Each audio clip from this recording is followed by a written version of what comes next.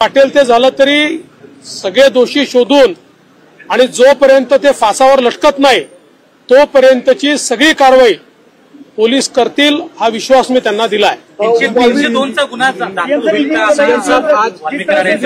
कोणचा गुन्हा दाखल होईल कसा होईल हे सगळं पोलीस सांगतील। हे पोलिसांचं काम आहे। जे पुरावे आहेत त्याच्या आधारावर कोणाला सोडणार नाही हे मी स्पष्टपणे सांगितलेलं आहे। त्यामुळे या संदर्भात वेळोवेळी पोलीस निर्णय करतील, पोलीस ब्रीफिंग करतील। जाणीवपूर्वक ही केस सीआयडीला देण्यात आलेली आहे, त्यांना पूर्ण स्वायत्तता देण्यात आलेली आहे। कोणाचाही त्यांच्यावर दबाव चालवून घेतला जाणार नाही, कुठलाही दबाव राहणार नाही।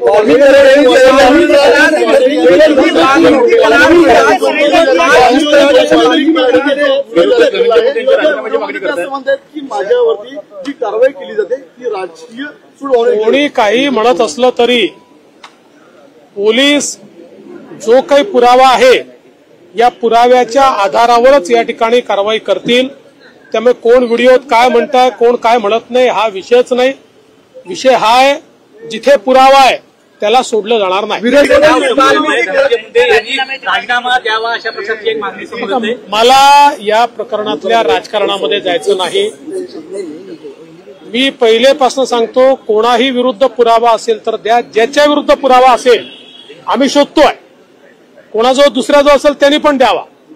पण माझ्याकरता स्वर्गीय संतोष देशमुख यांच्या हत्येला कारणीभूत लोकांना शिक्षा होणे हे महत्वाचं आहे।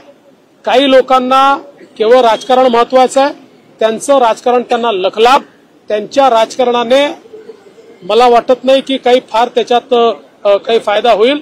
त्यामुळे मला कुठल्याही राजकीय वक्तव्यामध्ये जायचं नाही, त्याचं समर्थनही करायचं नाही, त्याचा विरोधही करायचा नाही। हे राजकारण त्यांनी त्यांच्या ठिकाणी करत राहावं। मात्र आमची भूमिका स्पष्ट आहे, स्वर्गीय संतोष देशमुख यांना न्याय मिळवून द्यायचा तो आम्ही मिळवून देऊ।